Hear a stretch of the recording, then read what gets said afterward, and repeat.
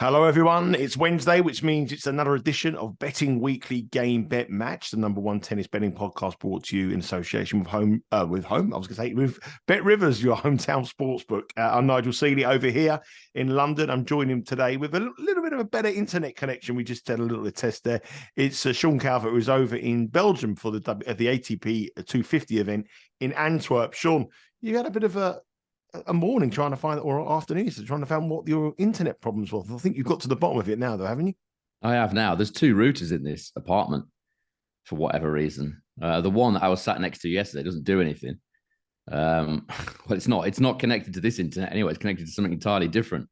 The actual internet is right in the corner over there, next to the cooker in the far low corner of the house. So this is like a 3-story apartment. So you've got. I did wonder why I was getting no internet right at the top in the bedroom area, and now I know why, because the internet is not where I think where I thought it was. I was right next to the router yesterday. I couldn't figure out why it wasn't working, but it's the wrong router.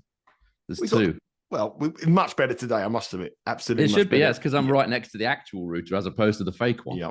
Yesterday we it was good for the first sort of 20 minutes or so. The last 5 minutes we lost you a little bit, but anyway, we woke up this morning. We had 1 win and 1 loss on our bets. We had Zhang from the podcast on Sunday to beat Hercash. We're so fickle here. We gave Hercash all week and we opposed him today. And Sean's got the read on Hercash for sure in the last couple of weeks. And then we had a bit of disappointment. Felix Auger-Aliassime didn't cover the 10.5 in his match. In the first set, he won a couple of points away, wasn't it? Very close, but it's still profit because Zhang was plus 163, I think he was, to win that match. So we made profit in a day. And how's it been? What's it like? What's the venue like? What's the tournament like? We saw your videos yesterday. Don't get me started on the venue. I mean, it's the building site open basically. There's you can't walk directly there because they're doing a ton of roadworks. It's basically underneath a flyover. And they're doing a load of roadwork, so you can't walk directly there anymore. They've shut that bit off, so you got to walk around the side past the Aldi and then kind of into the front bit. It's right underneath the flyover. It's really weird. And then I saw the signs for Court 1 and I thought, well, where is that? Because there's nowhere here apart from the Aldi car park. And it's, as I said in the video yesterday, you've got to have your ticket scanned. So you leave the main venue and you have to walk all the way down the road next to another flyover, and they've erected this peculiar sort of tent thing down the road on a building site where you've got JCBs flying about, piles of rubble everywhere, and that's where Court 1 is. And then if you want to go back from Court 1 back to the main court, you've got to go do everything in reverse. Then you've got to scan your ticket again to get back into the main bit. So it's a bit weird. The merch is good though. What have you bought? I've got a T-shirt. I've got an Antwerp Open T-shirt. It's quite nice. Not expensive? 25 euros, I think it was. Not bad. The food card situation is weird. You can't buy any food there unless you purchase a food card and then load it up with credit. Which is fine, but you have to do the drink separately. So if you want to drink as well, you then got to pay for that with your debit card. You can't pay for that with a food card. It's I don't know what's going on with liquid diet, Sean. Liquid diet today. Don't worry about the cards. It's liquid diet. It's just weird. I mean, if you're going to do a food card, just make it for everything. Don't make it so you've got to get the food with one bit and then use your other card for the drinks. I don't get it. I watched your videos yesterday. There doesn't seem to be many people there. That's for sure. There was in the evening session. There was more in the evening session. Well, I say it wasn't packed, but there was more people in the evening session than there was in the afternoon session. Yeah, you could basically sit where you want in the day session, which is what I'll do in a bit. But I think there were more in last night because Blocks was playing, and he's Belgian, so there was quite a few in. Certainly wasn't packed. It's not busy, but it's it's an interesting little venue. Reminds me a lot of Marseille, actually. What are you paying for the ticket? What's the ticket cost? I think they're not much, about 25, 30 euros. Right. It's not much. It's not much. And what's Antwerp like? I've only seen a little bit of it because I'm in the northeast of the city at the moment, where it's really, really quiet. I mean, I only went into Antwerp last night to go to the Irish bar and watch the England match, but obviously it was dark by then and I can't really see. It's very small, very, very small. I think you can get from one side to the other pretty quickly. It's not the biggest of cities. You would have been able to get home from Antwerp quicker than it took me to get home from Wembley last night at the England game. Easy. Half an hour door to door. Oh, sporting venues and the travel in London last night, Wembley was absolute. They had extra security because of this, obviously the heightened sort of terror threat. And they had cops with armed cops outside the tennis last night as well, actually. Yeah, and obviously there's an incident that's happened over in Belgium while you've been there. So stay safe over there. Let's talk about the tournament in Tokyo. We're going to come on to Antwerp. We've got one match we're going to talk about Antwerp. I want you to give me your thoughts of the conditions there, because you've seen it firsthand yesterday. But we'll start off with Tokyo, which is obviously the bigger tournament this week. It's an ATP Tour 500 event. This looks quite quick. The quotes from the players obviously saying it's quite quick. You listen to certain players are saying it's quick. Other players are saying that about the balls again, the big talking point here. We've got two matches we're going to highlight here. The first match is this evening at 10 p.m. Eastern time. It's Cristian Garin up against Alexander Popyrin. Popyrin didn't beat our pick, Khachanov, in round one pretty convincingly, really. Won 2-0. A fairly easy win for him, and he's been installed as a quite a heavy favourite here. They've never met before in the head-to-head, and he is -182, Popyrin, +145 for Garin. The spread here is 2.5. The handicap, Garin receiving it as -107, and the total is pitched at 22.5. 28 different markets other than those three main markets available on the Bet Rivers website. Was you impressed with Popyrin against Khachanov, or was it one of the fact that the Russian had a bad day at the office? I think it was more the latter, really. I mean, Popyrin was decent, but Khachanov was very disappointing considering how well he's gone here in the past at the Olympics and stuff. And the fact that he hasn't played that much tennis, I was quite surprised that he was as poor as he was. Popyrin was good, but he wasn't great, I don't think. Now Popyrin's got... I'll just quickly talk about the conditions, actually. I've just got the data in, actually. It's 81% holds, 72.6% first serve points won, 0.3 tie breaks per set. So I'd say that makes it reasonably quick for an outdoor hard. It's not as quick as the two indoor tournaments, but still pretty quick. I'd say similar-ish to Shanghai. So decent pace, certainly not slow. So this one, I think Garin, because he's got such a good backhand, Garin, you can do a lot with that backhand. It's the forehand that generally lets Garin down in recent times. But I really like his backhand, and I'm not sold at all on Popyrin's backhand. So I think Garin will have his chances in this. If he can get a lot of backhand to backhand rallies going, I think he could be good here. Garin's gone well against some of the bigger servers in the game in the past. He's beaten John Isner on indoor hard and outdoor hard in his career. Should have taken at least a set off Kyrgios in the Wimbledon quarter-final a couple of years ago on grass. He's actually won a set in 8 of the 14 matches that I've got him down as playing against big servers in. So he's not had a major problem with big servers. I'll say the matchup, I think, will suit him. I think Popyrin will possibly get it done eventually, because in the quick conditions with his big serve and forehand, if he can get enough of those into play, he'll probably win it. But I quite like the over 2.5 sets here at 2.32 +132 with Bet Rivers. I think this would be more difficult for Popyrin than the odds suggest. Over 2.5 sets +132 currently available on the Bet Rivers website. Head across 10 p.m. Eastern time this evening. That match starts on Wednesday. Garin against Popyrin in Tokyo. So we think that Garin will give Popyrin some problems. I was quite surprised actually to see Popyrin -182. I know he beat Khachanov. I think that to me looked a price that I had a double take of it, thinking that's a little bit too high in the betting. Next match, Alex de Minaur up against Diego Schwartzman. De Minaur should be suited by the conditions. He come through a very long match in the first round against Draper, Jack Draper, the British player. Draper probably had his chance to win that, but his conditioning let him down again. I mean, what a talent this guy is if he can sort out his conditioning. I mean, he really is. Yeah. He's a great player. Could be a top 20 player in the world easily, but his conditioning lets him down. His fitness levels aren't up there. Alex de Minaur, it has to come back here and play a wily old character who's having a bit of form after a really disappointing season, Diego Schwartzman. De Minaur is -315. The Argentinian Schwartzman is +240. The handicap of the spread here is 3.5. Schwartzman receiving 3.5 is +123, which may tempt me to part with a couple of quid on that one. The total is 20.5 again, which looks relatively low. Over is -122 and under is -105. Schwartzman had a terrible year, hasn't he, Sean, in 2023? Absolutely diabolical around the sort of summertime, but he's showing some signs of improvement. He's won 5 of his last 6 matches. And he's looking quite good. He's come through a decent match here in the first round against Serendulu. Got beat by Jarry in Shanghai, beat Fritz, beat Lehecka. Is it good to write him off here, or minus 315 Dino look another one that could be a little bit of a favourite that we might want to have a question mark against?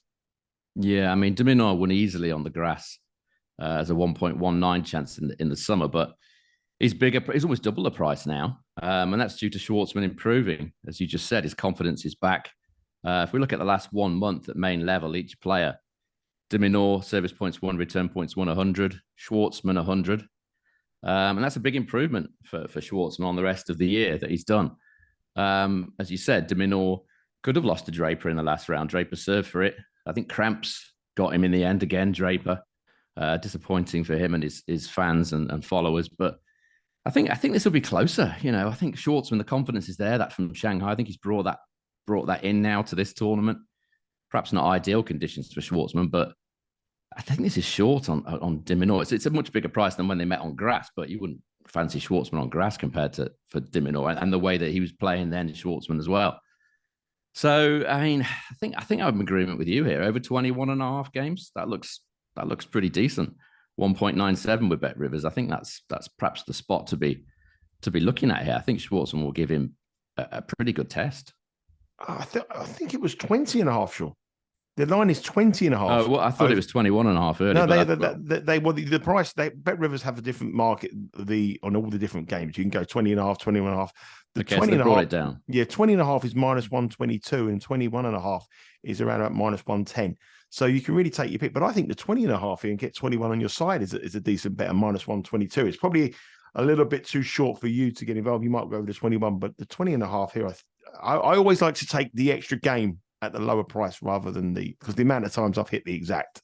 I tend to go the other way, but yeah, it's each their own really. But we're both in agreement: 20.5, 21.5. Would that be an official pick for you, Sean, on that match, or just? I've only got one official pick, so I think it's a really, really tricky day. But this is just a lean, I think, on this one. But that's where I'd be going. So both of the matches in Tokyo are leans; they're not official picks, or is the Garin an official? I've only got one official pick. It's coming up later. Okay, so nothing. They're our leans in Tokyo, and let's move across to where Sean is. And as Sean said there, that's Dominic Schwartzman match 2023 this year in Queen's Club.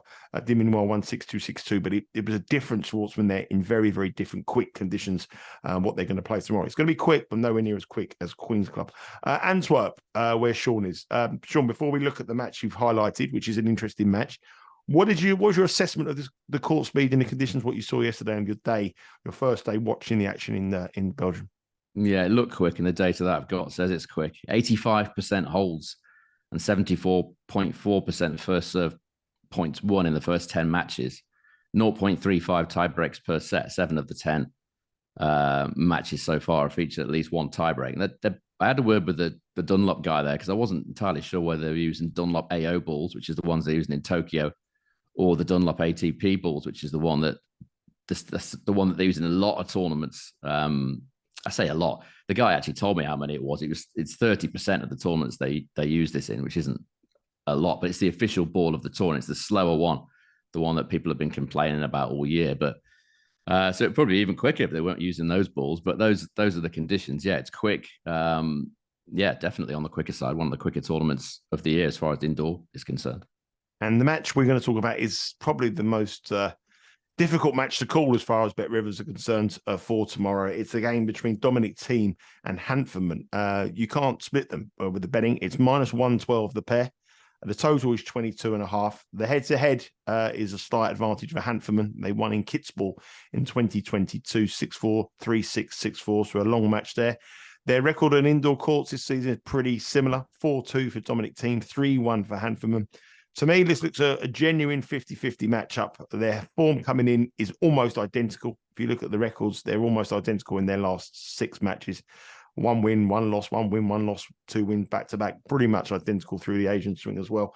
So this does look a 50-50 call. Have you got a side that you want to be with here, Sean? I think we've got to go with the totals in these conditions. I watched Hanfmann against blocks yesterday. He impressed me, the blocks, actually. He was pretty good. You can tell he's going to be decent. You couldn't tell he was 600 spots below Hanfmann in the rankings. As you said, this pair met in Kitzbühel team was a 1.29 favourite this summer on the Klein team, won more points in the match and lost, mainly because he only took 1 of 10 break chances. In these conditions, which Thiem has described as fast and I think are pretty quick, Hanfmann should, his game should have the edge. Thiem was close to losing in straights last night against Nardi. Said his self-confidence isn't that high at the moment. It was actually Hanfmann's first match at main level on indoor hard in his career last night. He's only ever played at challenger level before, so there's no real data for him. As I said, 7 of the first 10 matches here featured a tiebreak. So my lean here, this is a very tough match to call, but in these quick conditions, plus 128, 2.28 with Bet Rivers on a tiebreak in any set in this match, that is pretty decent. And 3.15 plus 215 about over 10.5 games in set 1. I think that might be quite a nice spot as well. Both of these guys played a tiebreak in their opening matches. I think it's to be a tight one, as the odds suggest. So I'd probably put tiebreaks on your side here. Is it worth that strategy for the majority of matches here in Antwerp, given the court conditions? Is it worth playing tiebreaks at big prices? I'd say so, unless you've got guys that are sort of fairly weak serving and kind of strong return, like a Schwartzman type guy. But anybody with decent power, I think there's going to be few chances in a lot of these matches. So total games, overs in the first set, tie breaks, anything related to long match here for Dominic Thiem against Hanfmann. The Bet Rivers odds compilers make it a 50-50 call. We're in agreement. We can't really split the side of who we think will win it, but when it's 50-50, you would expect the match to go on for quite a long time, and that is what we believe will happen tomorrow in Antwerp. We haven't got the order of play yet, but the action starts around about 4 a.m. Eastern time. So head to the Bet Rivers website now, place the bet so you don't want to miss it. And if you do place the bet and you want to stay up and watch it, you can live stream it on your tablet or the comfort of your own home, on your mobile phone, or whichever device you would like to use. Sean will be at Antwerp later today and also be Antwerp tomorrow. You at Antwerp tomorrow? What, is it tennis? Yeah. So he'll be watching his games. You'll be able to follow his live action there on our socials, on our Twitter account and our Instagram account at Because We Win, to follow all of Sean's travels over in Antwerp. And he's give you some insights into the way the courts are going and some in-play tips and maybe some other tips that we're not touching on here. Okay, the final tournament we're going to look at is over in Stockholm, staying in Europe. Elias Ymer, a player who got a big win for us in the opening round against Bautista Agut. He's up against Dino Prizmic. I don't really know much about Prizmic. I know he's 18. I know he's Croatian. I know he's obviously a very talented young player. He's up to 165 in the world rankings, which is 3 above Ymer. I know about Ymer. I've always bet Ymer. I used to bet him and his brother whenever they played in their homeland. They're playing in their homeland here in Stockholm. And I'm looking at these prices. Now, I don't know much about Prizmic. You might be able to tell me a little bit more about him. But how on earth can this boy be minus 220? That's the first question I want to ask you here. He's minus 220 to win this match. Ymer is plus 175. The handicap is a monstrous 3.5. When you consider Ymer will have all the support, he's minus 132. And the total here is 22.5. 36 different markets available on this one on the Bet Rivers website. But Prizmic, he must be the next Roger Federer if he's minus 220 to beat Ymer. Only 3 places in the world rankings separate the two of them. Yeah, sure, isn't it? Quickly on the conditions in Stockholm, again, it's quick here. 83% holds, 73.5% first serve points won. So again, not a slow surface by any means. He's the French Open junior boys champion. Prizmic played quite a lot on clay. Pretty solid game. Nothing big or spectacular about it. He's just technically very good. It seems to be more of a sort of counterpuncher, which I think suited him well against the power of Lehecka. I'm just not so sure that it's going to be that effective against Ymer, who doesn't really have the power of Lehecka. I think this will be more of a tactical affair, which could well play into the hands of Ymer, who's obviously more experienced at this level. I was impressed with him against Bautista Agut. I was watching it on the Eurostar, that match. He was good, Ymer. The problem he's had playing Stockholm before, he's tended to be very nervy and he's not able to serve his matches out, but he didn't have any problems against it. And admittedly, what was admittedly poor Bautista Agut, which is what we expected after he lost to Billy Harris in Malaga. I mean, he looks miles away at Bautista Agut. That was a really nice price that we got on Ymer. Obviously, Ymer's going to fancy this. If you're Mikael Ymer now, you're looking ahead. You probably can't help but look ahead to the sort of quarterfinals. He's thinking, well, I've got a chance here. I've beaten Bautista Agut. There's no reason why I can't beat Prizmic. I mean, I think it's just based on the fact that he's beaten Lehecka and he beat Machac, who we'll talk about in a minute, in qualies. Yeah, they're very good wins, but he's 18 years of age. He's not going to be producing his best tennis day in, day out. his level is going to fluctuate at this ATP Tour level. And, he has lost a couple of matches recently. I think Lucas Klein beat him very easily in Bratislava a couple of weeks ago. So he's not, he's probably perhaps the favourite to win it, but that looks super short to me. So I've taken Ymer here at 2.75. I think he was with Bet Rivers earlier on. I think Ymer's a great bet here. I mean, I love. He's still plus 175, exactly the same price you took earlier. The spread here is 3.5. I think that's monumental.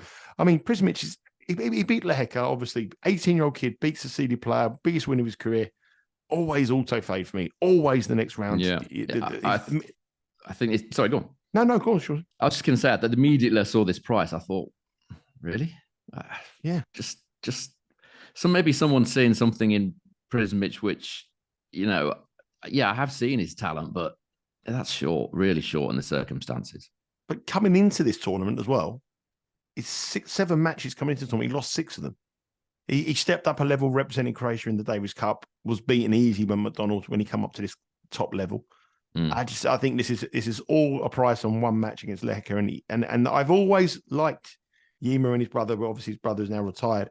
I always like them on their homeland. I think their record in Sweden is pretty good, actually. I mean, I used to bet them in this tournament in match bets in years gone by. I can't remember every record at the top, but I know I didn't leave it behind that much. So I think Ymer here at almost 2-1 plus 175 is a monstrous price against a player that we know very little about. And Ymer, again, with the home crowd, it's a huge factor as well. So I agree. I'm in agreement with Sean here, Ymer at plus 175. So that's not your official pick. Was that your official pick? Yeah, that is my official pick. Yes, good, good. That would be, I'm all in on that one. So I'm glad that's your official pick. Because I was going to say the next one must be absolutely gold dust if that wasn't your official pick. The next match it's a tricky day. It is a very tricky day. I think it's one of the toughest days we've had in the last few weeks, really, to be honest. I think it's hard today. Yeah, very difficult card across all the tennis tournaments in Tokyo, Antwerp, and Stockholm. But there is a whole host of other matches that you may have an opinion on. If you head to the Bet Rivers website, you can place the bet there as well. The final match we're going to talk about is the veteran Stanislas Wawrinka up against Tomas Machac. Wawrinka is minus 136. Machac is plus 110. The spread is minus 1.5. And the total is a very, very high. The highest of the day, 23.5. Wawrinka's obviously coming to the twilight of his career. Looked pretty poor against Lajovic in the Shanghai last week. Lost in the first round as well against Giron. Got over that first round hurdle with the win over Gojo. But Machac has been beaten by Prizmic in qualifying, the man who we were opposing against Ymer. Can he get a win here against the veteran? I think it's all about Wawrinka here, isn't it? If he's fit, if he's up for the challenge of this tournament here. It's an ATP Tour 250, so motivation may not be there for a former major champion. How do you see this one? I think he'll be up for this, Stan, to be honest. Machac's been playing great, at challenger level. He's won 17 of his last 18 matches before he came here and lost to Prizmic in qualies. Got back in as a lucky loser when Davidovich Fokina withdrew, and he got the luckiest of lucky losers because he got a bye straight through, taking Davidovich's place into round 2. But he has played an awful lot of tennis, Machac. He's played 19 matches since the US Open and 74 in the season as a whole. That is a lot of tennis at this stage of the season. You've got to worry about his sort of his fitness, the fatigue levels. As by way of comparison, Stan has played 5 matches since the US Open and 48 this season. So far less tennis. I know he's a lot older, but he should be much fresher. And he's got Magnus Norman with him here this week. Magnus Norman, obviously, is his longtime coach, Swedish. So he said, there was a couple of little quotes that he said after his first round match against Gojo, which he played pretty well. He says he's never practiced with Machac before, but he says he's playing well in himself. And he mentioned about Magnus Norman being there, and he said he's feeling good. And I feel like this is a situation which Stan's going to be comfortable in. He's got his mate there, Norman, alongside him. Created 10 breakpoint chances actually against the powerful Gojo in quick conditions. So that's a feather in his cap, so to speak, in terms of the conditions here. It's quick. It's not easy to create that many chances in 2 sets against someone who serves like Gojo. I just think this Machac price is based on all the winning that he's done in challenges. I mean, if you look at what he's done at main level in his career, it's not great. 7 wins, 14 losses, 33% win rate, and his service points won and return points won total in those matches is 97. I expect he'll improve on that. He's up to number 81 in the world now. He's going to get more chances at this sort of level. But at these prices, it's not often I go for the favourite, but I just think Machac's too short here. I think Stan will probably win this one. So Stanislas Wawrinka rolling back the years at the end of his career with a win over Machac, who great on the Challenger Tour, but not so good on the ATP main tour. And when you're up against a Grand Slam champion, multiple Grand Slam champion like Stanislas Wawrinka, this may be a little bit of a test for you. But I think it's all about Stan's conditioning and his motivation, Sean. I mean, that's a slight concern for me. I think you're right in the stats here, but you'll know within 2 games, 3 games whether Stan fancies this. Gets that backhand going, and then we can have some fun and games. But for me, I think Ymer, I agree with you. Ymer is the bet of the day, plus 175. And that is our official pick here. And as you can see from the graphic, almost 50 units of profit on this show. Around about 10% return over your investment. A fantastic return from the main man, Sean Calvert, the number 1 tennis betting tipster in the world, as far as I'm concerned. Anyway, Sean, enjoy your day today. Have some fun. Load up that card. And get it's already loaded. Already loaded. Lovely. You can follow Sean's adventures, as I said earlier, on our Twitter account and also on our Instagram account at Because We Win. You can subscribe to our YouTube channel, Betting Weekly Studios on YouTube. Give us a like there and a subscribe and ring the bell, and you won't miss any of the content that comes from there. You also download this podcast, Betting Weekly Game Bet Match, on your preferred podcast provider. We'll be back on Sunday, where we've been previewing the tournaments next week. I think one of those in Vienna, and I can't remember what the other one is. Do you know Basel, I think. Basel, that's it, yeah. I will be heading to Vienna. Sean will be back in London. I'll be heading off to Austria on Monday morning. So on Tuesday and Wednesday, I'll be over in Vienna, and Sean will be across here in Blighty. So more content coming your way on the shows, on the YouTube channel, and also on our socials. Take care. Have a great day, Sean. Good luck with your bets. Thank you. Cheers. And we'll speak to you all again on Sunday.